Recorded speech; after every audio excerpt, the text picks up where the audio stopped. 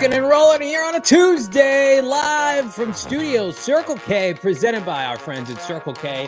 It's the PHNX Cardinals podcast. Hello, everybody. Welcome into your premier Arizona Cardinal podcast. Like and subscribe. Leave us a 5-star wherever you get your programming. I'm Johnny Venerable, joined as always by my co-host live in Studio K, Mr. Brack, Damon, Dawg, behind the mic. Become a diehard. Go PHNX.com. How we living, my friend? We are living well here in the Valley of the Sun. A little overcast, had a little drizzle, had the rain last night. Aren't we a bunch of weirdos for just liking that it's raining on us and we're getting a little departure from the heat? And then also we get a little departure from this NFL hiatus today. Talking to our guy, Trey McBride. It was a trade day, and any trade day is a good day, my friend. Sweet baby Trey, McBride's maids. We have too many names, none of which he should ever or will never know of. Because we're too embarrassed, frankly. But we're fired up here on a football Tuesday in the off season. Our guy, Cardi D, $2 super chat, got my math tee today. Thanks, PHNX, hashtag MHJ, Bo, hashtag hold the line.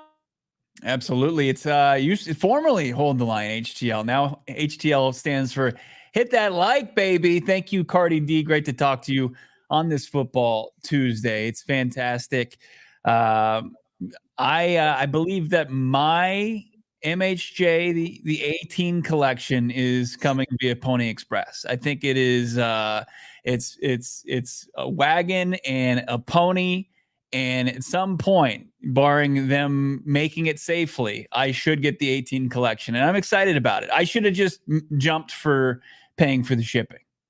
Yeah, so mine is in transit, probably in I don't know, overseas or something like that. No, actually, our shipping is very fast with the merchandise locker.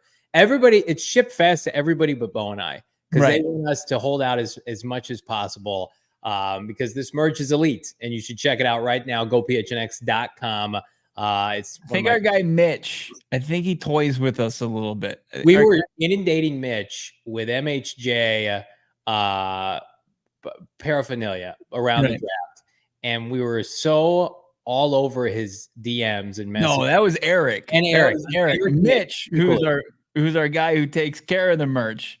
He probably is like, oh, I recognize who made these purchases. Let's put this one a little. Let's knock it down the line a little bit. Let's prioritize the true diehards out there first. It's Eric, because we were like, Eric, give us a Marvin shirt for the night of the draft, and he's like, you don't know he's going to be the pick, and we're like, yeah, but let's just have a shirt anyway. So we're being punished now. Not too much longer here. We're not going to punish you, at least here on this show, off the top. Well, maybe we are. ESPN rolled out some roster rankings, and again, sticks to the theme of the Cardinals being devalued yesterday, Bo. It was their receiving core devalued on multiple platforms, and now it's just their roster. Here's what I will say. Cardinals entering last season were dead last. I checked the article to the date, and the Cardinals consensus was that they had the worst roster in the NFL. So any change is an improvement. But I think when you ask Cardinal fans, like casually, I want everybody in the chat to put where you think the Cardinals roster stands amongst the NFL. I'll ask my co-host, before we get to ESPN's breakdown, where do you believe the Cardinals roster ranks throughout the NFL? I think that their roster is just, it's a fringe top 20 roster right now. Okay. And it has an immense ability to get up the roster rankings with second-year jumps and the emergence of a 12-person draft class. I think the roster is elevated by Kyler Murray. I think Kyler Murray being a top 10 quarterback makes it a top 20 roster. I would agree with you. Are they the deepest team in the NFL? No, but I would rather have the Cardinals roster with Kyler Murray than a roster that probably consensusly ranks ahead of them, but doesn't have a franchise quarterback. Like a franchise quarterback skews this for me. Plus, they also play in the NFC, which is weaker than the AFC. So I'm with you. I think anywhere between 18 to about 22, you want to place them on any given Sunday. And that's where we have them ranked, is that's a fringe playoff team, especially if you have more teams in the AFC that you feel like have deeper rosters. Newsflash, that is now where ESPN ranked the Arizona Cardinals. Now, before we get to that, We got people saying 20th, top 16, 17th. Han Shot first star guy, 18 to 21. Yeah. Little tongue in cheek from Bees, top 1. I think the consensus is with, the diehards, the Cards Collectic in the chat, right around 18 to 20, 21 is the general consensus, Bo. Yeah, look, this offense, and we talk about the offense quite a bit, right? That it's going to have to carry this team and elevate it. But I think what we're seeing is around kind of nationwide, people aren't even sold on that, and they still need to be. The Cardinals still have a lot to prove, and I agree with that. And it's like not everybody's going to start to pay attention to the Cardinals roster and where it ranked and how they played, and statistically and analytically how they played when Kyler Murray returned, even though it played a lot better than when it was Joshua Dobbs as their quarterback for the bulk of the time without Kyler. But I think that the Cardinals, the offense is being extremely slept on and can easily be a top 10 unit. And that there are going to be players like Michael Wilson, Marvin Harrison Jr., Trey McBride that are on the fringe that are firmly put themselves in the conversation for some of the best at their respective positions. And then, of course, Kyler Murray and James Conner already, I think, getting some of the respect that they deserve, but still need some more. But then this defense is going to be the one that's going to sway the scales. Like it can take a team that we feel is a fringe top 20 roster. And if people like Darius Robinson, BJ Ojulari, Max Melton, Garrett Williams, couple with Kazir White, Budda Baker, Jalen Thompson, Justin Jones, and Bilal Nichols, like the defense immediately elevates what we believe to be a good offense. And I think it gets into a top 15 potential as early as early October. Yeah, give me the roster that's got tons of potential, but is unproven over the roster that is decrepit and aging, respectfully, like in 2021, 2022, that had the proven entities top to bottom, but it was built on a house of cards, no pun intended, could collapse, and it did collapse at any moment's time, based on mileage, based on egos, based on contracts. Like Cardinals, for the first time, as everybody's outlining in the chat, they've got upside. Top 20 with upside, top 15 with upside. So let's get to what our folks at ESPN think. Cards, let's start with Cards' biggest strength, and then at the end of this, we'll reveal where the Arizona Cardinals rank. This is from Mike Clay.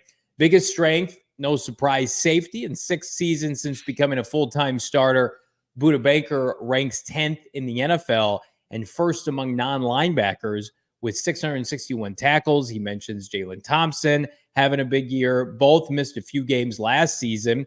Then let's get to their biggest weakness, Damon, Dawg. So biggest strength is safety, and then weakness. Again, I think this is a little bit of a cop-out, but he says defensive line. Arizona still has a lot of problem areas, D-line and cornerback among them, but their interior defensive line has been a major issue since the departure of Zach Allen last offseason. Justin Jones and Bilal Nichols are newcomers and will join the likes of LJ Collier, Roy Lopez, and Dante Stills in the rotation. Stills is the only investment the team has made in the position during the past 2 drafts. So let's stick with that, Brack. So the strength and the weakness of the roster, safety, weakness is interior defensive line. Right. Does somebody need to break it to Mike Clay that Darius Robinson's going to play defensive tackle for this team? Well, yeah, I mean, that's where talking about the latter, the biggest weakness here.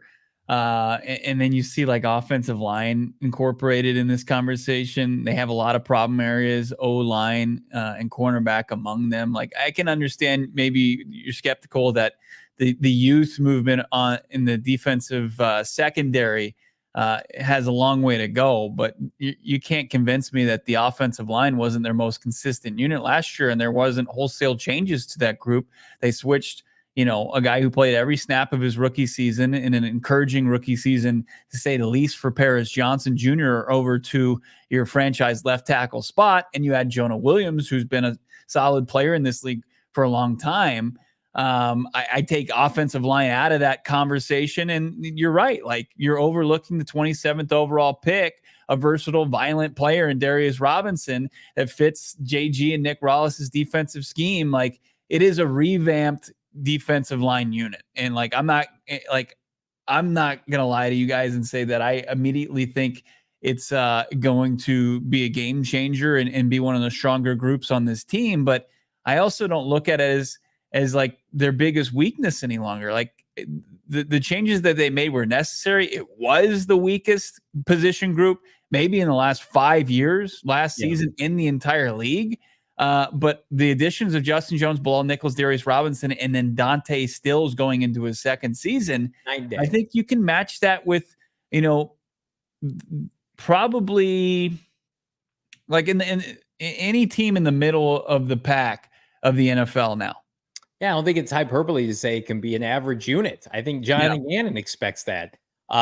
So I'm with you. And putting no line there, that just, to me, and I like Mike Clay fine. It just screams uneducated. Their offensive line was one of their best units of the team last year. Could have been the MVP collectively as a unit. And I think they upgraded in a lot of ways with what they did left guard. And then we'll see if Jonah Williams can be steady like DJ Humphries. You got the ascension of Paris. You're in good shape. Speaking of Paris, how about ESPN's what? How does he not mention the pass rush? Well, we're going to get to that here in a second. All right. So Cards X Factor, according to ESPN, now this is Seth Walder, tackles Paris Johnson. Our old Jr. friend Seth? I know. Jonah Williams, Paris. Neither has proved to be an effective pass protector yet. Oh, okay. Apologies, Seth. According to the pass block win rate, last year Johnson's 82% pass block win rate. I'm not even going to read these statistics. Can I read this? Yeah. You're not reading it correctly. Yeah, go ahead. According to the pass protector, according to the pass block win rate last year, Johnson's 82% pass block win rate ranked 63rd out of 69 qualifying tackles. Williams wasn't much at 84%, 53rd. Blah. It's just a bunch of nerd speak. This is recycled crap from the last horrible article. That's copy and paste. Yeah, this is bad, really bad. Not that I disagree that the tackle play is important to their success, but it's not the X factor. Man, I'm leaning on Manalytics to borrow that phrase from a lot of people. I watched Paris Johnson Jr. be a pretty good offensive lineman last year in the NFL. Like, you watch the game with your eyes, Paris Johnson Jr. got better and better as the season. God forbid the 6th overall pick out of Ohio State is going to get better and better. But yeah, let's go off pass block effective rates from Q1 of his rookie season. And so that's from our buddy Seth. He's got that thing holstered. He's ready to go, like 2 guns on you, like dropping the pass block win rate at any moment, at the drop of a hat. Somebody needs to tell Seth, and I don't say this tongue in cheek, like Paris Johnson Jr. is going to be a top 5 player in the Cardinals this year. And then lastly, Bo was wondering where that pass rush was. ESPN Cards player to know, Jeremy Schatz saying Vijay Ojulari is the Cardinals' number 2 outside linebacker if rookie Darius Robinson is playing on the defensive line. The 2nd-round pick in 2023, Ojulari had 4 sacks and 10 pressures last season, struggled against the run with average run game tackle coming after a very long gain of 6.5 yards. So, again, I know that Mike Clay probably looked at, Vijay Ojulari and Zaven Collins were drafted high. So by that metric alone, I think with Darius Robinson included, the defensive end outside linebacker pass rush group has more to work with than the defensive tackle group. But Jonathan Gannon is going to move these guys all over. I agree that, Vijay Ojulari has to be better, according to Jeremy. I have no contention with that. But at the same time, I feel like when you're not talking about Marvin Harrison Jr. in this article, when you're not talking about Kyler Murray, you're just kind of doing it wrong. Right. Because those are 2 of your 5 best players. So I say all that to announce to everybody that ESPN has the Cardinals as the 28th ranked roster in the NFL. So near the dead last in the league by the Denver Broncos, Carolina Panthers, Washington Commanders, right? They've got the Giants last. So they've got the Cardinals 28th. And again, you can name all their deficiencies and their unproven players, but I'm going to tell you right now, when you're not talking about K1 and MHJ, Trey McBride, these are guys that are going to have monster seasons. It's like yesterday. Your argument is invalid to me. Right. I completely agree. Makes most sense to me. And like when we to kind of cap off the weaknesses conversation, I think that it's the pass rush because it's the biggest unknown. As they mentioned, the non-starters and BJ Ojulari, like he has to take a big giant leap in his second season as a second rounder out of LSU. And then you're also putting a lot of faith in Dennis Gardeck and Zaven Collins, who's also in his own right in his second season playing the position for guys to be productive when, track record in their career says, they're not proven commodities at the position by any means. Like, Dennis Gardeck had 6.5 sacks, but like full-time starter role snaps or just the way they work the rotation, like he needs to be able to replicate, if not, duplicate or kind of double his numbers from last season. So I think they got it wrong as far as the weakness. I'm encouraged by the moves that they made across the board on the defensive line. I think it should be enough, obviously barring health. And then let's get back to the strength. Let's get back to what they deem the strength of this Arizona Cardinals team. Damon, if we could just pull that graphic back up, the strength, according to ESPN, of the Cardinals is safety. I mean, I think they're set at safety, Johnny. Like that's a set it and forget it position for the team. Like you don't have to worry about Budda Baker and JT. There's the most reliable, no doubt about it. But it's not the biggest strength. It's what you were just talking about that they omitted throughout this entire breakdown in the offense with Kyler Murray and Marvin Harrison Jr. So ESPN ranked the New England Patriots ahead of the Arizona Cardinals with the battery of Drake May, Ramondre Stevenson, Demario Douglas, Kendrick Bourne, and Jalen Polk, with a little Hunter Henry mixed in here. That is laughably bad. And you could have said that's embarrassing. Yeah, you could have said any combination, 30 other combinations in the league, excluding the Patriots and the Cardinals, and you could have made a case for that. But I mean, the Patriots are brutal as far as top to bottom on the roster. I'd argue they've got the Raiders 26th, Gardner Minshew and Zamir White. That's your QB running back battery. They do have Devontae Adams, 100-year-old Devontae Adams, with Jacoby Myers and Michael Gallup, and Bo's boy, Brock Bowers. The Raiders front seven's interesting with Max Crosby, Christian Wilkins. 25. I don't know who, again, Ron Carthon. He's got a big checkbook for the national media this year. Tennessee with Will Levis, Tony Pollard, Tajay Spears, and the aging Hopkins, Ridley, Boyd trio, with a defense that is abysmal on the surface level outside of Jeffrey Simmons. So again, Chargers at 24. Vikings. Let me make a point about the Titans and like also piggybacking the point you made about the quarterback very early on in this conversation. Like a 32-year-old DeAndre Hopkins, an overpaid Calvin Ridley, an over-the-hill Tyler Boyd, Tony Pollard, and a second-year Tajay Spears, with Will Levis. Like that collection of wide receivers, like you could like maybe if you put a good quarterback in the mix that can consistently get the ball, you could say this is something that we could keep our head above the water in a bad division in the AFC South.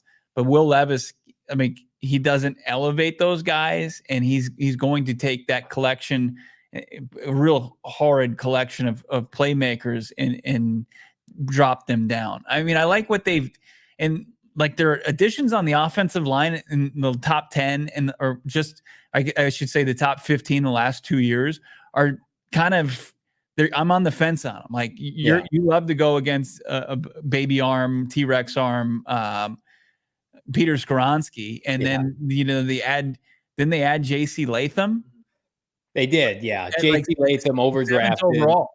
Yeah, it was a reach at that position because everybody thought they were going to get gifted Joe Alt, and Jim Harbaugh had other plans.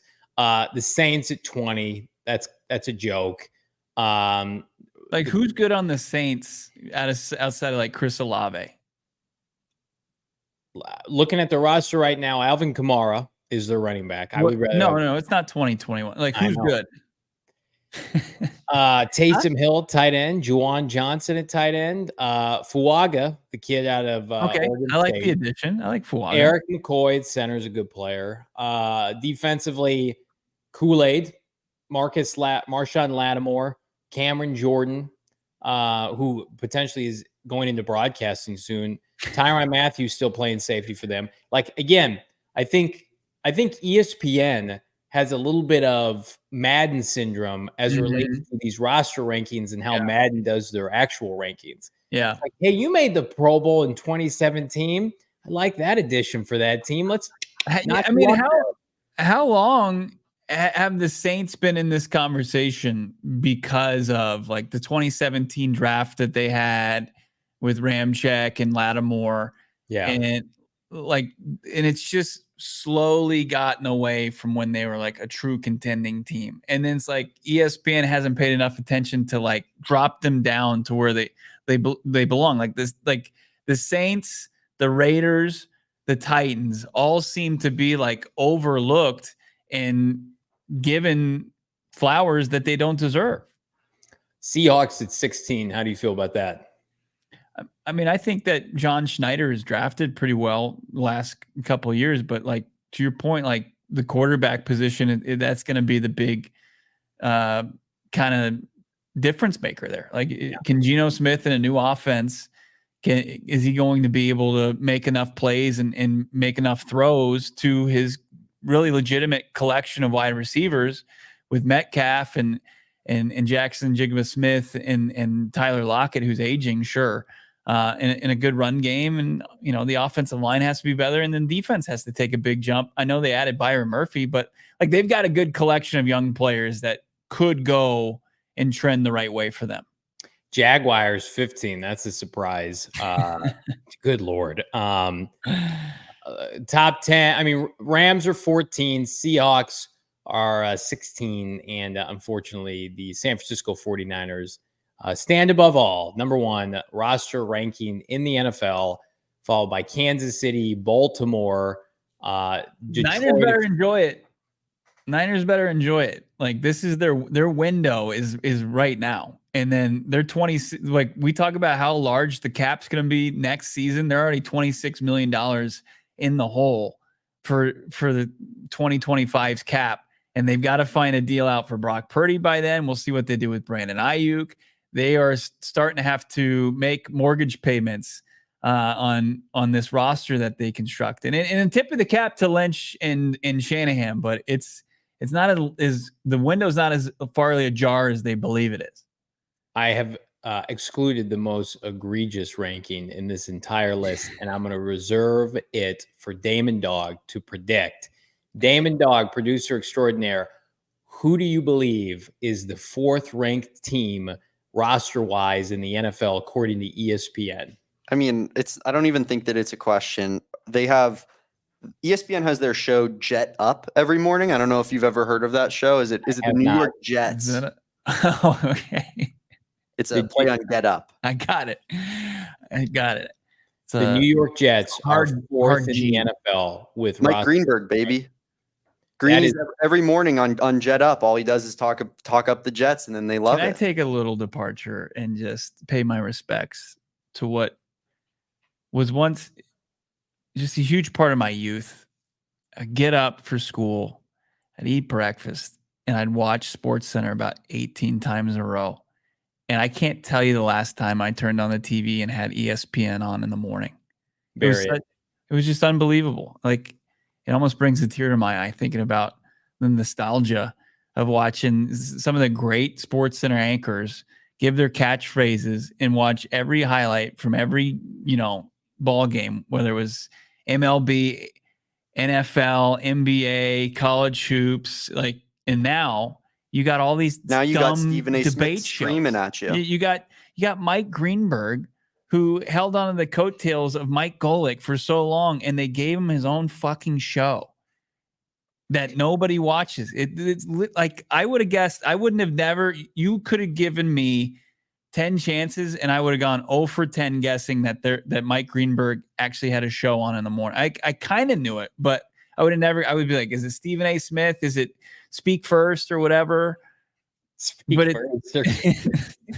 now or forever hold your peace. In what world would anyone with a brain take the Jets roster over the Detroit Lions? Terrible. No one. That is a crime against humanity. Aaron Rodgers, Breece Hall, Mike Williams, Malachi Corley, who I like, is a rookie.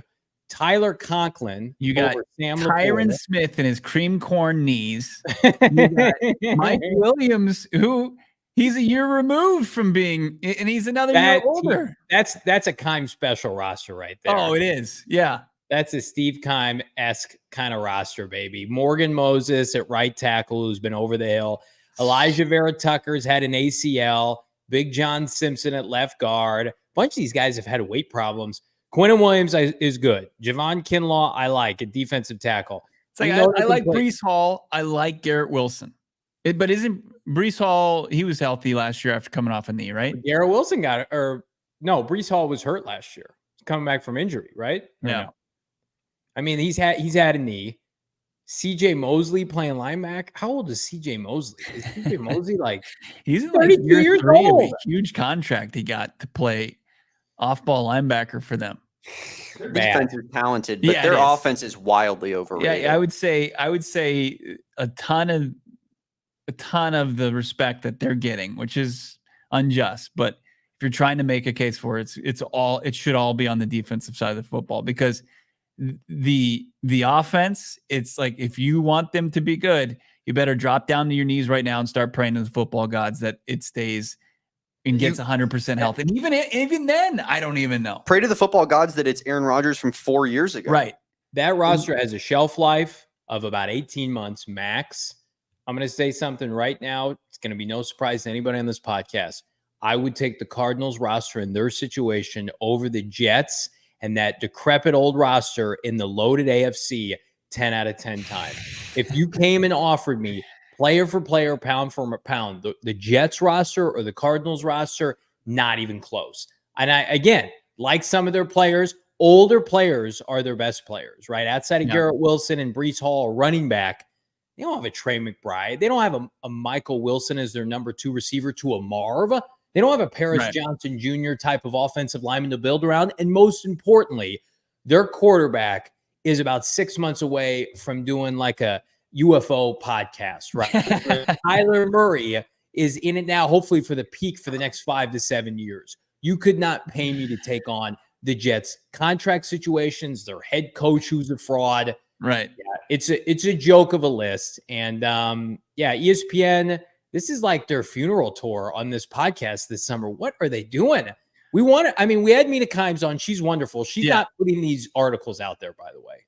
Yeah, I mean, she watches ball.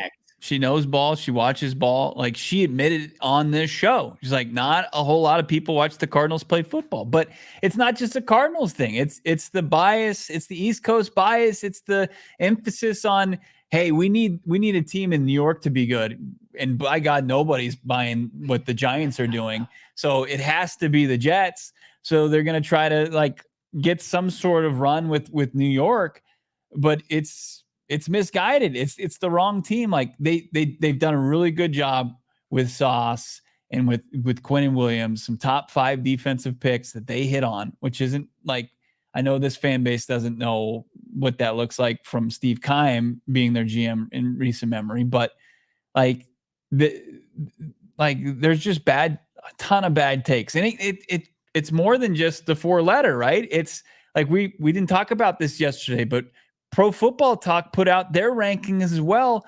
And you couldn't believe some of the teams that they had above the Arizona Cardinals. Do we have that list? I want to see that. This is Florio's list. And he put out a tweet, and I'm paraphrasing, but it's basically like, I know you guys are going to be upset about it, and that's welcome. It's basically knowing he's stirring the pot. But he's got the Cardinals 30th. He only has the Panthers and the Patriots below the Cardinals as far as his power rankings before training camp begins. The Commanders and the Giants, if they combined rosters, I would take the Cardinals over the Commanders and the Giants. Does anyone see where the Broncos are on this list? He has the Broncos as a fringe top 20 team, 22nd. That's in the hunt team. Right. Bo Nix is leading them to potentially a wild card here. He's got slick back hair. Zach Wilson, who's in his sloppy steaks era. He's ready to be a real a-hole right now with his slick back hair. It's not pushback, it's slick back. And you got Bo Nix and you've got Jared Stidham as your quarterback options. And then you have whatever they have on defense outside of Patrick Surtain. This is worse. You get the Broncos sniffing the top 20 as far as power rankings. I don't know what's going on. This is just, you got your vendettas out there against your team, and that's Florio. He hates, the owner in Carolina, and I get that. He hates the Cardinals. He probably hates the endless amount of controversies the Patriots have. Apparently, he loves Sean Payton. Yeah, there is a love affair there. I can't believe what I'm looking at. How are they 22? The Broncos, who gave up 70 points in a game last year and took a quarterback who, let's just call it he has a rag arm. The Denver Broncos took a quarterback who was skipping balls at the Senior Bowl with a pop gun arm. Let's put him ahead of Kyler Murray and the Arizona Cardinals. Yeah. And they play in the AFC West with the consistent Super Bowl champion Kansas City Chiefs. By the way, the Raiders have beaten the Broncos 9 straight games. It's one of the longest winning streaks in the NFL. The Raiders. The Broncos are the most unserious franchise right now going in the NFL. But yeah, they haven't made the playoffs since they went to the Super Bowl nearly a decade ago. Remember when we talk about the Cardinals NFC Championship team, Johnny, it feels forever ago because it was a long time ago. That was the last time that the Broncos were in the playoffs. Cardinals have made the playoffs since then. They have. 2021. Yeah. Real quick, ESPN then projected the starting lineup for the Arizona Cardinals. Here's all you need to know. They had Zay Jones starting over Michael Wilson. Isaiah Adams starting at left guard. Chris Barnes starting at linebacker. And no B.J. Ojulari in the starting lineup defensively. So even though he was their X factor. But yeah, no Michael Wilson. They just throwing darts? Marv and Zay Jones are your receiving battery there. Thanks, guys. Appreciate the contribution. Job well done. Not. All right, let's hear from Trey McBride. Before we talk to Trey Day, it's a chicken and pickle kind of day. If you came out to the Chicken and Pickle PHNX Sports Trivia outing last Thursday night, we had a banner time in Glendale, capacity crowd. And again, hopefully we can run it back. But in the meantime, how about PHNX and a pickleball tournament in July? Stay tuned for more information. One of my favorite spots in all of Glendale and all the Valley really is Chicken and Pickle. I love playing pickleball. I placed third in our pickleball event just a couple of years ago, and I've since been building on my pickleball acumen. And then I love the marriage. I love to merge my athleticism and my love for pickleball with just great time and great vibes. We had the wings, Bo and I did. We split a little plate of wings last Thursday night. They were fantastic. Again, the food is elite. The menu, how about the backyard menu? Go and play pickleball. Have some brewskis in the process. We love our friends at Chicken and Pickle. I cannot encourage everybody. Pickleball is not a fad. It is here to stay. And thankfully here in Arizona, you can play year round. If you're new to pickleball, our newbie nights are just for you. Get on the courts with offers. You are ready to dink around. Instructions and facilitated play included. So they teach you how. Plus, every participant receives a $10 CNP gift card. Check them out online. Don't take my word for it. chickenandpickle.com to see all the fun you can have at their Glendale location. This is going to be elite, July 27th. It's our pickleball tournament, PHNX pickleball tournament out in Chicken and Pickle, their Glendale location, 9 to noon. Reserve your spot. Can they do that somewhere? Can they reserve a spot yet? Does anybody know that? I'm not sure. I don't sound like we work for ESPN. I'm pretty sure you can. I think Leo was promoting it yesterday on the PHNX hockey emergency pod that they did. So check out go phnx.com /events. You can find your way to get probably link in the description here of the show as well. Perfect. That's why you're award-winning producer, Damon. That's why. And after you're done pickling on July 27th, well, why don't you just relax popping OGs? It's always a great occasion for an OGs. Maybe that might be my PEDs for the 999 challenge on Saturday. Do I maybe kind of create some hunger pangs with our friends over at OG's. It's a delicious way to do so because they're delicious, supple, always spot on gummies that they have are great. The fruits, the creams, you got the sativas, the indicas, whatever you're looking for from your cannabis gummy experience, OG's has it for you. Check out their full product line right now, ogsbrands.com. That's OGEEZ brands.com. You can check out the OG's Naturals. You can check out the big OG's and all the ones I'd already mentioned. And also the Sleep Time Gummy that's going to help put you to sleep and keep you to sleep. That's an aqua berry flavor. Find them in your local dispensary. You got to be 21 years or older. And of course, we ask that when you have an OG's, you do it responsibly. I love this from our guy Charles in the chat. ESPN has Trey McBride actually starting at nickel corner this year. Excellent. We appreciate that, Charles. That's right. He's a dog. Drop a like on this video. Speaking of Trey McBride, tasty little nugget here. Midweek on an off-season Tuesday, Trey McBride met with my co-host Bo Brack and the rest of the Phoenix media to talk about what? Accolades, statistics, and of course, Sweet Baby Marv. That's right. I mean, as I said, that's become the rite of passage these days. If you wear a Cardinals uniform and you have a microphone in your face, it is our duty, our responsibility as members of the Cardinals media to ask you about our sugar plum prince, Marvin Harrison Jr. That is not, of course, ours. That's who's always calling him a sugar plum plant? Josh. Josh. Yeah, Josh. Josh Espada, I think. Yeah, great Josh. Love Josh. So of course we asked Trey and he delivered. He gave us about 90 plus seconds about the newest playmaker in the Cardinals offense, Marvin Harrison Jr.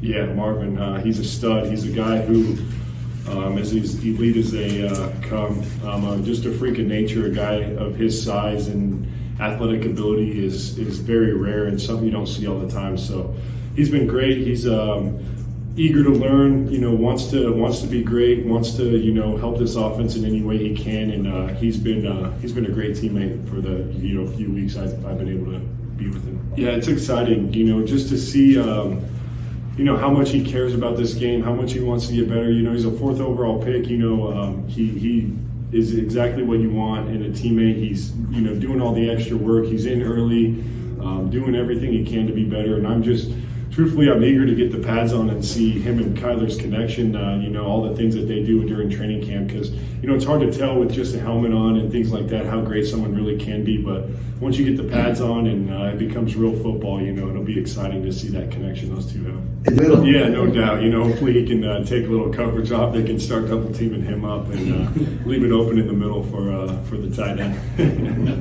Nothing really surprised me. The hype was pretty real about him.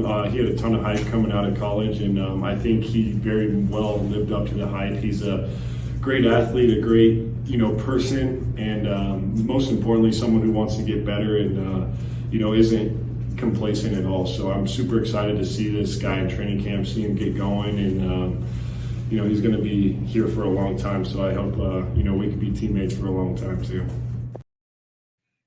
I think about the teams around the NFL that boast a top 10, 7 to 10 wide receiver and a top 5 to 7 tight end. And there aren't many in the NFL. And I think it's probably one of the most underplayed, hello, dummies, at ESPN, facets of this Cardinal team. Like Minnesota, when they have Hawkinson and Justin Jefferson on the field, that's a very deadly combination. But each of them have been hurt respectfully last couple of years. So we haven't really seen that.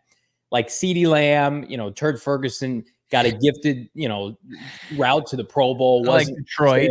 I think Detroit, Amon-Ra, and Sam Laporta. Yeah. And look, that team's the AFC Championship game. We talk about, Debo and Ayuk with George Kittle and the, the diversity in their offense. But I think this has an opportunity to be, along with Michael Wilson, but let's just talk about the tight end and the receiver combination, has a chance to be probably one of the biggest mismatches in the NFL. If Trey McBride, and we'll talk about his production here in a second, has an encore season, can level up and build upon what he did last year, and even put up similar numbers, maybe more touchdowns, and Marv becomes Marv. The trait frame from hell, 1,400 yards, everybody's projecting double-digit touchdowns. It becomes, I think, the biggest mismatch, tight end wide receiver in the NFL. Because as much as I love Amon-Ra St. Brown, he's not Marvin Harrison Jr. potential-wise. He's undersized, right? Give me Marv as not a undersized. He's smaller than Marv compared to Marv. Yeah. Give me Marvin Harrison Jr. at 6'4", Trey McBride at 6'4", 6'5". That's going to be a nightmare if they live up to their potential that the NFL really doesn't have right now. Like, I think the closest thing that we've seen to it, not from a physical standpoint, Tyreek Hill and Travis Kelce in their heyday with Kansas City. From a dominant standpoint, I think, like, selfishly, like, I'm sitting here, I'm like, I want that. I think the Cardinals can get to that. You want that? You want something similar to what Cheetah and Travis Kelce gave to KC? I do selfishly. I see that, and I want that for me. Look, I wanted to stay away from that because I thought, there's a good chance of hyperbole and people pushing back. But if Trey McBride can duplicate what he did last season, is over 80 catches in 800 games, and we've outlined several times that it was really not getting that true chance until about week 7 last year, because Zach Ertz was still employed by this team and ahead of him on the depth chart. But then if Marvin is anything close, and so far he's been to matching the hype coming out of Ohio State, where he produced 28 touchdowns over the last 2 seasons, and went over 1,000 yards receiving for the first time in Ohio State history back-to-back years. I mean, I don't think that's crazy. Like, obviously Kyler's going to have to do his job, right? In KC, they had the benefit of the greatest quarterback going right now in Mahomes, but Kyler Murray, I think, has the arm talent to get those guys the ball and to make the big plays. And for this offense to go from, good, where they were last season, really at the end of last season, they were good. They were trending yardage wise. They were a top 10 group. If McBride and Marvin Harrison Jr. are who we think they can be, guys like Michael Wilson and Greg Dortch, and then of course like James Conner in the run game, it's all just going to get a lot easier. And it goes, as you're pointing, up and up and up, and could reach top 5 status. I'm waiting for ESPN's article of top wide receiver tight end duos, where Hollywood Brown and Travis Kelce are top 5, and Trey McBride and Marvin Harrison Jr. are like 23rd. Right. I mean, like, I feel like we're taking crazy pills when we're on an island here in Arizona. Like, do people not understand what the Cardinals have? They've got a quarterback with a ton of potential in his mid-20s. They've got a top 5 prospect at receiver in the last 10 years. They've got a blossoming tight end that was dominant and probably would have led the league in receiving yards for the position that he started since the beginning of the year. And people are just like, I just don't see it with the Cardinals. I can't wrap my mind around it. It's like, what are you talking about? Like, are you paid professionally to like decipher? If you were my stock trader, I would fire you in a second, because you can't see Will Levis and Calvin Ridley and D-Hop over Kyler, Marvin, and Trey McBride. I'll put away Michael Wilson for a second. He's a friend of this program. We love Michael Wilson. But even if you think, I haven't seen enough from Michael, Trey McBride and Marvin Harrison Jr. are a walking freight train for fantasy enthusiasts, players that have proven it at the highest level. And then I think Michael Wilson becomes the trifecta of that group offensively with those skill of all those guys at the end of the year. Can be a number 1 target on a team. And the Cardinals so happen to have 3 of them. Yeah, I mean, they create on their own as a duo a pick your poison in their own right against defensive secondaries. Like, defensive secondaries are going to have to figure out who they're going to emphasize coverage on. Is it going to be McBride, or is it going to be Marvin Harrison Jr.? And whoever you pick, you're going to have the matchup nightmare defensively of Trey McBride going one-on-one against whichever poor safety you have that's going to have to cover him, or unless you get him help. Or if you're going to let Marvin Harrison Jr. at 6'4" and all his athleticism go up against a cornerback one-on-one, and he's more than likely going to win that battle. And that's without bringing into the equation the Michael Wilson, Greg Dortch, or just the fact that they want to emphasize the run game, establish the run with James Conner, and they're geared up towards that. Oh, and let's not forget, Kyler Murray has the ability to get out and run on his own. Like, that's why we're bullish on this offense. Like, the idea it's funny to me. Like Travis Kelce will elevate the whatever duo it is, like whoever they've found and they've picked for that respective season, whichever wide receiver, whoever's the flavor of the month for them, they're going to be in the conversation for a top 5 tight end wide receiver duo. But it's just like Bill Belichick and his 24-year-old girlfriend are in the conversation for hottest couple because his 24-year-old's doing a lot of the heavy lifting, like Kelce. Right. I got to get to this comment here if I can get through it. Lonnie Glizzlyable. He's hoping to see another pairing in the NFL, Bo. Can we get TJ Hawkinson traded to Miami? This league needs another Hawk Tua combination. Thank you, Lonnie. That's a good one. I had to get that out. Didn't get one yesterday. Way to go, Lonnie Glizzable. Thank you for that. Jack Smith, Smalleywood Brown in relation to Hollywood Brown, and that guy Tony Morningwood Brown. Interesting. I like some of these names for Hollywood Brown. Oh man. Kittle saw Trey McBride at tight end University play and said he's finna to be a top tight end. That guy Tony. I'll do you one better. I would take Trey McBride over George Kittle today. No one agrees with me. Give me the 24-year-old ascending over the guy with bad knees that couldn't participate in the Super Bowl that's over 30 years old. He's not the guy at your LA Fitness down the street and he's got, 2 neoprene knee braces on, and he's still a good, like one of the top tight ends in the league. Hey, there's George Kittle with his walker. That's coming up here pretty soon. That's what I'm seeing with George Kittle. Here's I know he plays for a rival team, but he's a great ambassador for the position. He's been nice to our guy Trey. That's why I'm a little hesitant to bash him like you do. Johnny, I hate the Niners. I don't know why. I will rip all their players. But Kittle's pretty likable. He is. Okay, Niner fans. The Niners are one of the biggest unlikable teams in the NFL. I'm not sitting here saying, "Hey, will you take it easy on Nick Bosa? He's a scumbag." Like, I heard you got a Bosa jersey. George Kittle's 30 years old, and he's got a history of being hurt. He's got one foot in the box, according to you. Saw George at the retirement home the other day down the street. You're starting to mash up his food for him. All right, so realistically, what's the expectation for Trey McBride in this offense, Bo? Did he talk about that, in your opinion? Absolutely. He gave us a good kind of idea of where the offense was last year and where it is today, and gave us more insight on that. Here's what Trey had to say about the Cardinals out. Yeah, I think it was very good.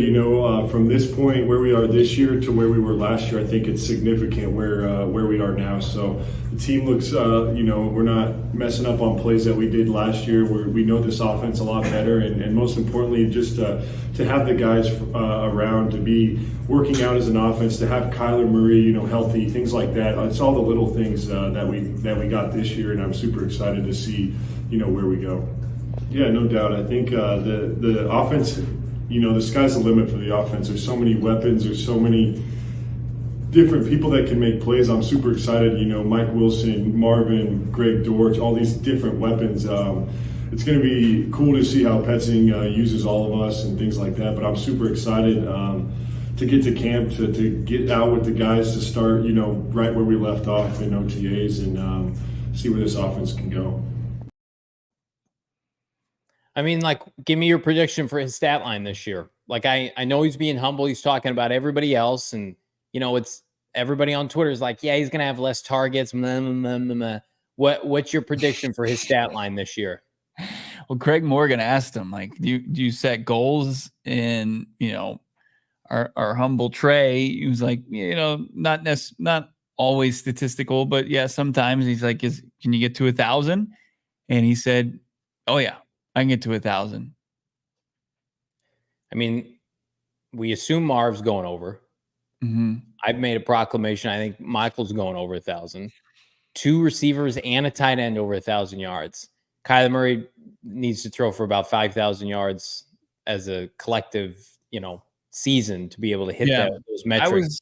I was tagging about 13 ML football posts today on Twitter, and one of them was it's a big day for you. Congrats. Are you not on those? I feel like they they tag any Cardinals content creator. You're the lucky one. They got you. You're on their payroll, I think. I'm hitting the mute the conversation immediately as people just spew out their foul Cardinals takes. But like they point out, though, the point of it was they pointed at one of them was like the Cardinals, the 3 wide receivers that went over 1,000 yards and who could do it this year. It's just like that was a pretty special year between Fitz, Bolden, and then like to get Breast in there.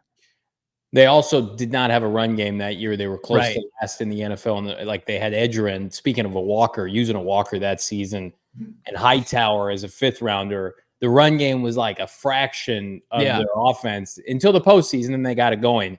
So they threw out of pure necessity. They had to do it. Now, that was a 16-game season. This is 17 games. But, I mean, I think we think it's easy. What are we going into 3 or 4 with it being the 17th game? 3, I think. Because we still haven't seen it, right? We haven't seen 1,000 from 3. So, I mean, and there's been some pretty health plays a big factor in this, but like if you get 1,000, like a legit 1,000 from Marv and 1,000 from Michael Wilson, and then Trey just knocking on the door, your offense still looks awesome. Like you're still putting up big numbers and points. Best offense they've had. And like then you put in the run game, which with James Conner and Trey Benson and Michael Carter and Kyler Murray, it's huge. Niners got close last year. So Ayuk had 1,300, Kittle had 1,000, and Deebo Samuel had close to 900. And so they were the best offense in the I thought closest. Give me that. Give me something close to that in any order. I think, Marv is probably plays the role of Ayuk, and then you can flip-flop between Trey and Michael Wilson, who ends up with those numbers, who ends up over the 1,000-yard mark. Let's get some of these super chats here. Johnny's third and last glizzy. I don't like this. $5 super chat. Losing your cookies is a flagrant foul and immediate ejection. People are jumping in right to the 999. End of discussion. We have deemed it. Look at that picture.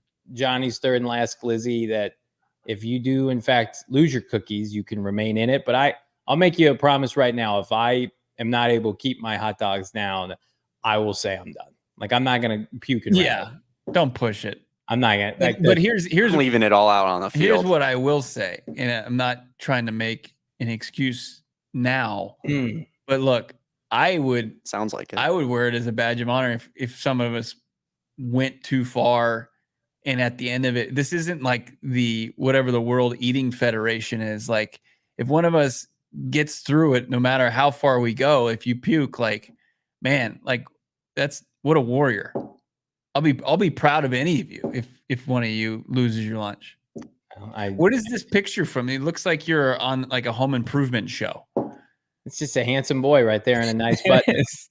Fishbowl Flash, $5. Received my first MHJ order. Is hands down my favorite shirt. Can't wait for my second MHJ order to arrive. Thank you, PHNX. Hashtag hit the like. Hold the line. Thank you so much, Fishbowl Flash. We're fired up. We're jealous. We haven't gotten our gear yet. It's en route, but we're excited to hopefully see you rep it this fall at some Cardinal events and maybe some PHNX Cardinals events, my friend. If you get to 8 dogs and you're struggle busting through 9, are you willing to push it? Me? Are you asking me, or are you just? I'm asking you. As a guy that's already coming, you came out like talking about this competition that you're not going to finish, you're not going to come anywhere close. If somehow, like, just the stars aligned, you could find a way. I think what I would have to do is, if I'm on the verge of being sick and I'm at 8-8, I would probably leave my seat, go stand like in the pavilion area at a high table with you and Damon, away from people, so that if I had to get sick, I could go to a train. And I do not want to see young people see me get sick at a baseball game. So it would have to be private. I almost would not be above going into the restroom and eating a hot dog in the bathroom just in case something were to happen. I have no issue with that. No hesitation. I think Take if you that can for what see you the will. finish line, you're at 8. You can see the finish line. You got to do anything possible. If I know if I put something else in me, and it's not going to go well, I'm going to throw up. Like I'm going to go to the bath. I will attempt it in the bathroom because That's disgusting. I don't want. I appreciate that. I see. I respect that. That also is just unbelievably disgusting. It is. This whole thing is gross, though, and I would rather keep this even for that private. Even when we're talking about what we're gonna do and put ourselves through. I don't want to ruin some kid's day at the ballpark. I really do respect that. That's seeing me get If I'm there and I'm not some savage, like I'm gonna be on Saturday trying to drink as many beers and put down as many dogs, and I'm Dad Bo. And I'm seeing that I full on respect you. Get away from my. It's. I mean, like sometimes it's hard to take your kids to public sporting events and concerts or whatever. Like I will just look at Damon and you and be like, I'm gonna take this to the restroom, and then just let the chips fall where they may. DD 199, JV 9-9-9 challenge, high low 3.5 innings. He is saying the under. That cuts deep. I hope if Johnny is gonna throw a perfect 9-9-9 challenge, like Damon and I are like his teammates in the dugout. We're not talking to him at that point. And if he says, "Excuse me," as I take my dog to the restroom, we'll respect that, won't we? We'll just say, "Go get him." We'll Maybe tip our cap. Toss me a FaceTime just so we can prove it. I think you guys have to watch me do it. Like oh God, everybody's taking their dogs and their drinks to the bathroom. Here's another issue that just popped in my head. If they see us like throwing up, there's a good chance like we're being escorted out of the building. Oh yeah, 100%. And then so what do we turn around? No, don't kick me out. I'm doing this really disgusting eating challenge where it's making me throw up. I promise you I'm not. If I have to relieve myself, I'm done. I'm not. Yeah, it's probably time to pack it up. I'm not coming back to my seat. I don't think I'm going to be sick though. I think I've got clear head, clear mind, and a good strategy. We're going to talk 999 and how you're going to be able to track it with us this Saturday here in a second. Johnny, just clear eyes, full hearts can't lose us right now. Oh man, I'm excited to eat some hot dogs. I wish I was dabbling with some Circle K dogs though. Those are pretty fire from America's Thirst Stop. And again, like I think maybe they can help me get ready for Saturday's big event. But in the meantime, they're going to save you some money on any Polar Pop or Froster from now until September 3rd for just 79 cents at any Arizona location. Again, the new free membership program. You may have heard of it, the Inner Circle, but it's not an Inner Circle that you can't join. Join today for free. Right now, download the Circle K app. You're going to save 25 cents per gallon on your first 5 fill-ups. Save 3 cents per gallon every single day. Circle K, an institution here in the continental United States, especially here in Arizona, and they are here to help save you money. Again, get those Polar Pops. It's $1.15 outside. Hydrate, 79 cents. I myself like the unsweet iced tea. Join the Inner Circle today for free by downloading the Circle K app. Terms and conditions apply.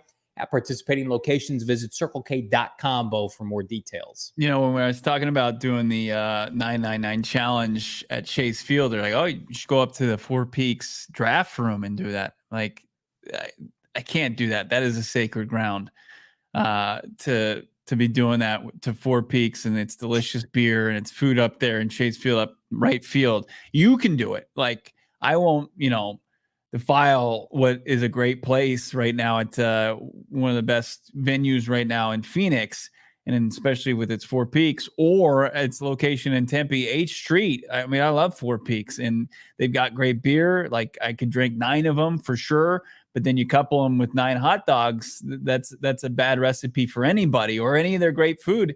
At what could we do 9 of at Four Peaks? Could you do like 9 chicken rolls? That would be tough, even though they're so delicious. Could you do 9 chicken tendies that the entire staff likes? You could do that.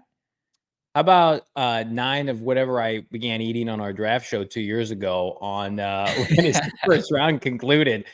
Bo's wife brought him a sandwich. The Italian beef on beer bread, that would be tough. You could do maybe. It's heavy.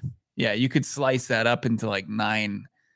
Four Peaks is so elite. It's not meant to be eaten in 9 portions. No. I mean, like you're in good shape with just a couple. I'll take 9 beers though from Four Peaks. Absolutely, no doubt about it. And it doesn't matter if you like the IPAs, which can be heavy, but it's brewed at such a high level and so delicious, like the Raj IPA or the hazy. It's tough not to have 9 beers at Four Peaks. Of course, you want to do it responsibly. How about 9 wows? Those are unbelievable. And then you got the barrel aged stuff. I mean, check out everything that Four Peaks has to offer. 8th Street in Tempe, or just get yourself a sixer from a local Circle K. You can do a beer locator at fourpeaks.com as well. Got to be 21 years or older. We love Four Peaks. Check it out for yourself. Arizona's favorite hometown brewery. Four Peaks. The only issue with this $9.99 challenge is I don't think any of us are going to be drinking Four Peaks come Saturday. It's just not an option. We're looking for the watered down stuff. Yeah, we're looking for the non-premium stuff to get us through 9 innings. Again, the only way you're going to be able to watch this event happen in real time, not on YouTube, not on social media, it's the PHNX Cardinals member Discord by becoming a diehard. And our guy Damon Dawg, there it is, the membership, free t-shirt of your choosing from the locker. Again, the number 18 collection is shipping. The only way right now to rock the premium 18 collection here in Arizona, support our guy number 18, and access to premium written content. Craig Morgan, ever heard of him? Arizona Cardinal beat reporter, broke a huge story last night about a certain Coyotes disgraced owner leaving. Goodbye. Craig Morgan, phenomenal, does a phenomenal job. Jared Bourget, Jesse Friedman, everybody. Our written work is elite. Go phnx.com. Plus, of course, the entrance to the Discord lounge where you want to be on 1 o'clock come Saturday as me, Damon, and Bo head to Chase Field to attempt the 9-9 in 9 challenge as our Diamondbacks take on what is left of the Oakland Athletics. Bo, it should be a banner time. Yeah, it should be great. Hopefully the Snakes keep on stacking some wins, playing some good ball. Get closer to 500 by the All-Star break, and we'll be in attendance for one of those games. But yeah, the only way to keep up truly with the 999 challenge in your trio of boys is through the exclusive member Discord, where we're going to have a tracker. We'll have videos from the event. If Johnny has another infamous bathroom stop, you're going to hear about it first in the exclusive member Discord. Speaking of tracker, here it is, the debut of our 9-9 in 9 tracker. There it is. Look at that. How about it? There's me.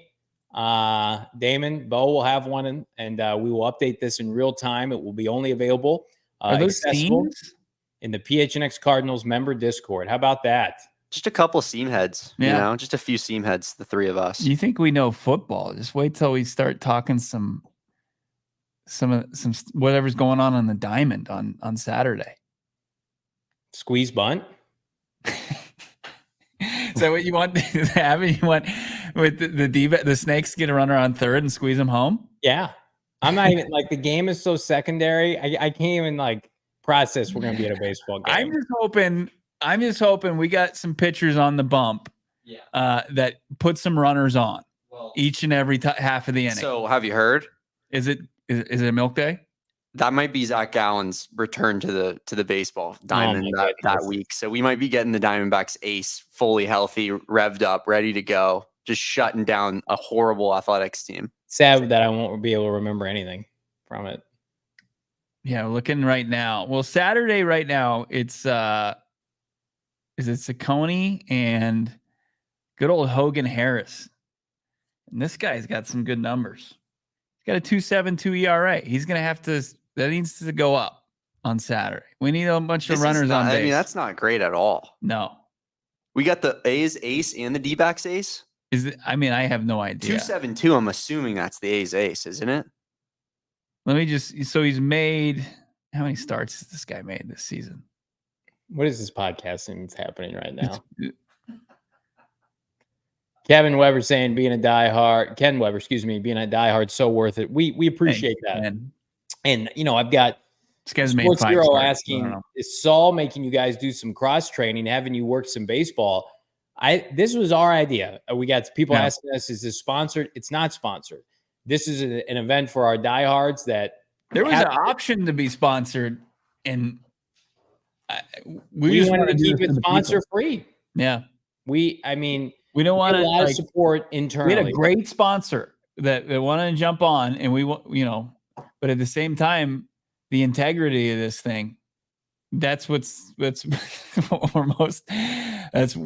we're really emphasizing is we want to do this thing as pure as possible. And this is an event, like we joke about it. This is to reward our diehards, because our diehards, we love everybody here. Our diehards are the upteenth level of support that we appreciate and help keep the lights on here at PHNX Sports. And we appreciate the support. And so in return, you get to see Bo, Damon, and I attempt to eat 9 hot dogs. And if that's not worth the price of admission, I don't know what is. And you know what? I think Friday's show of this week, we should all make our official prediction of the 9-9-9 challenge, how many we're actually going to achieve come Saturday at Chase Field. Are you okay with that? Me and Shane Diefenbach, we'll sit down and we'll crunch the numbers and we'll set some lines, like some real lines, and then we can bring them onto the show and the people can pick. I love that. I think that's very appropriate. Now, some quick research on Hogan Harris, Bo. Yeah. 7.14 ERA last year. Underlying numbers look pretty bad, so I think we're okay here. He's gotten a little lucky this season. And Slade has not been great either. 5.74 ERA. We need these guys. We need their whip number to go up. We need some runners on base. Like if Slade goes out there and then just has a shutdown inning, we're gonna be in a tough spot. And if that comes in like the 5th inning, somebody's gonna get knocked out of the 9-9-9 challenge. Ken Weber saying Johnny goes 5, Bo and Damon each go 7. I think that'd be a disappointing day for my co-host to my right. I think Damon would probably be pretty happy with a 7. I think we'd both be happy with that, Johnny. If I get to 7 and I can't get 2 more dogs down, I am going to be disappointed for sure. Fishbowl Flash saying JV only needs 4 lines on that chart. Wait till Saturday, my friend. Here's my prediction right now. I'm not going to put a number on it. Everybody in the Discord is going to scroll, they're going to refresh, and they're going to be like, I'll be damned. And they're going to be surprised. You know what's crazy? And Johnny comes at his co-host, his best friends right now. Like he comes at us, he attacks us, and he attacks us for not being supportive of him. But his true PIC, his true partner in crime on this earth, was probably the most disrespectful of anybody. Your wife. This is private now. Has the least, this is off the record stuff. Has the least amount of faith as anybody as far as what you can put down. That doesn't spell good news for him. My wife wants nothing to do with me Saturday. She does not expect me to succeed at all. It's me versus everybody. The only people that can, my son kind of thinks I can do it. Maybe my golden retriever. That's about it. I got no support. My parents told me not to do this. My wife's making fun of me. I got to come on with these 2 clowns every day. All I got are my support in the chat and the diehard community. That's all. And you know what? That's all I need at the end of the day.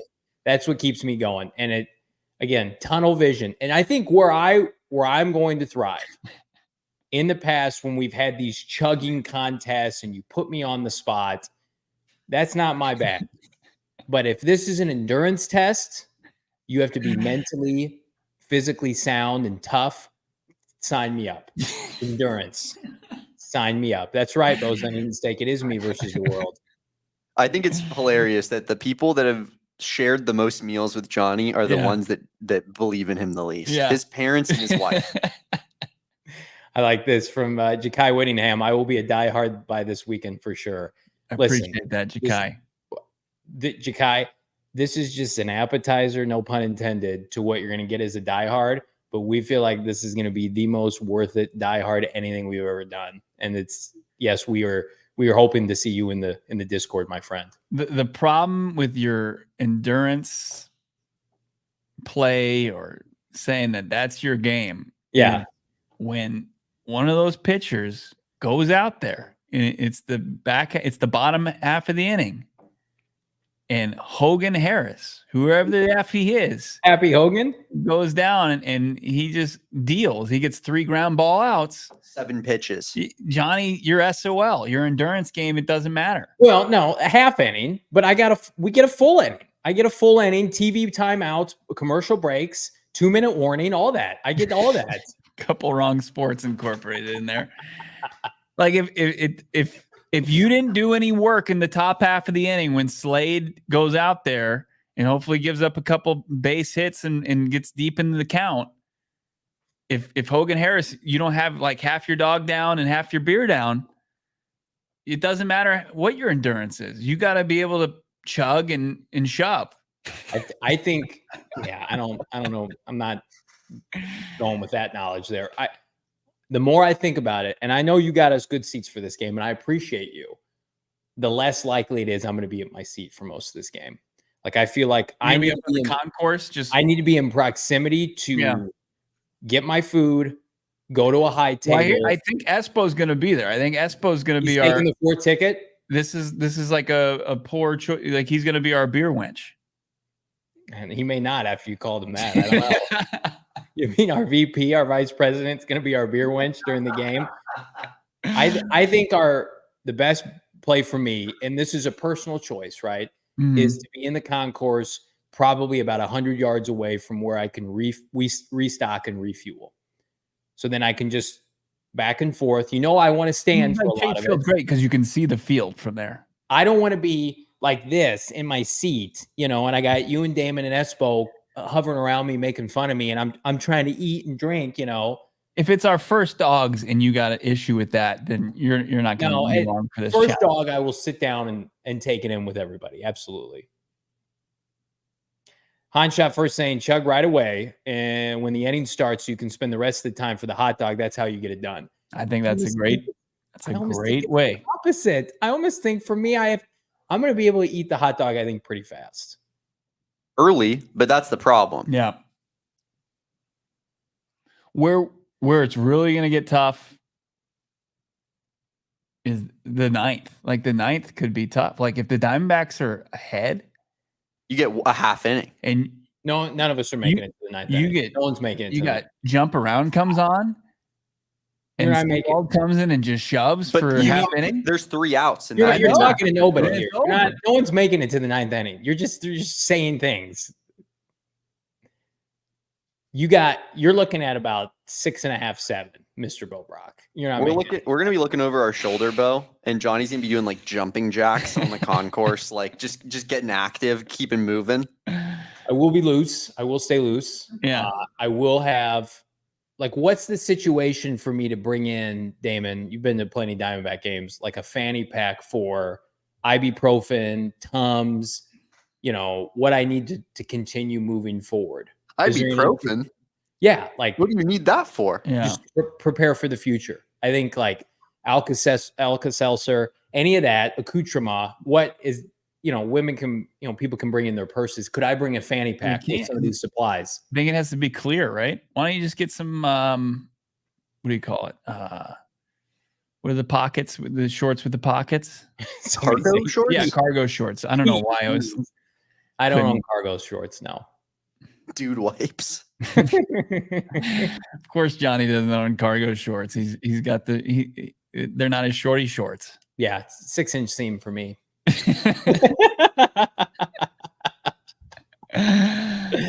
I get to, the favorite part of the day is going to be when I get to go to Bo's house before the game and park at Bo's house, and I look at Bo's family and be like, "Hey, everybody, see you in a few hours." That won't go well. Yeah, my wife's gonna say, "Never show up here again." Please don't park your car here. My son is gonna be the little girl from Anchorman. He's like, "You're a bad man. You are a bad man, Johnny Venerable." Who do you think is gonna keep it together the most? Probably Damon. He's the youngest. He should be the least composed, but you and I. How old are you, Bob? Are you 25? Yeah, I'm about to be 25, 24. Yeah. So I'm 12 years older than Damon. Yeah. And I'm older. I've had the value beers, like the size of them and them being draft in like probably a light beer, hypothetically. Like this big? I feel pretty decent about that. Like I'm going to, especially early innings, I'm chugging those early. Yeah. It's the hot dogs that I'm more worried about. I don't have a big stomach. I don't have a great appetite. Give me the foam on top of those beers and let it be a foam beer and have about this much beer in it. We need big innings. Oh yeah. We need a lot of runs. The A's are really bad on both sides. Yeah. 10-8 baseball game. Please. Let's all bet the over. This pitch clock really doesn't help us. Thanks, man. Rally together. Like our single active unity is we'll bet the over, and we're looking for ton of runs. Oh, there'll be runs, all right. Don't be giving us nutritional facts on our hot dogs. That's not going to make anyone feel good about themselves. No. 9 hot dogs, 1,700 calories. Well, I'm doing fasted cardio Saturday morning. I'm not eating Friday nights. And I know a lot of people are like, that's going to hurt you. We have to walk to the stadium from the studio. I have no issue with that. You're going to pass out if that's I'm in excellent cardiovascular shape, and I'm going to be hydrated. I know a lot of people are like, you can't do fasted cardio. You have to put something in your body before you do this. I'm going to go away from conventional wisdom. Anything that I put in there is only going to take up room for what else is coming in there. No salad. No salad pregame anymore, Johnny? Maybe a salad, maybe some cabbage, maybe a light smoothie at home. But that's about it. If it's anything, it's either got to be green or it's got to be liquid. Lots of fiber. Yeah. People are saying like eat a regular breakfast. Are you insane? It's a 1:10 first pitch. It's gonna come quick. Yeah, it will be. It will go quick because we'll be at the stadium at about 12:30. We'll be in line. We'll have it locked and loaded, ready to go. We can get our first 2 beers. I think we can probably get as many dogs as we need. I mean, it's just what you're allowed as far as beers. I think we just take it one at a time. Yeah. Feel good about it. Again, it's not gonna be on social media. We're gonna ask, keep it in the Discord for the diehards. This is a diehard event. If you're not a diehard, you gotta wait till Monday. And I'm gonna tell you right now, you're gonna miss out on a heck of a lot of fun content come Saturday in the PHNX Cardinals member Discord. Myself, Brack, Damon, Dawg, with now aficionado Mr. Gregory Esposito, our VP here at PHNX Sports, will be potentially in attendance for the 9, 9, and 9. There it is, challenge, the highlight of our offseason here at PHNX Sports, PHNX Cardinals. Will you be a diehard? But come Saturday, I think it's a pretty safe bet, everybody, that you're going to want to sign up for this event alone. Yeah, sign up, become a diehard. Don't delay, and also don't delay joining us October 25th through the 28th with True Fan Travel. We're partnering to go to the Cardinals road game against the Miami Dolphins. Watch Kyler Murray take on Tua in the Fins. We're going to get you with True Fan Travel. We're going to get you airfare out there. We're going to get you hotel stay. We're going to get you to and from the airport and the game. And we got tailgates. We got a welcome party. We got an event where you can meet Cardinals alumni. And we also have a booze cruise. All of that incorporated in our PHNX road trip to Miami. Do not miss out October 25th through the 28th. Lock in your spot now. It's going to help you get the best seats available, best airfare, best spot at the hotel. TrueFanTravel.com. We're pumped about it. We can't wait. Again, we got True Fan Travel on deck for what I think is going to be the biggest, best on-site event we've ever done here at PHNX Sports. Get your tickets now.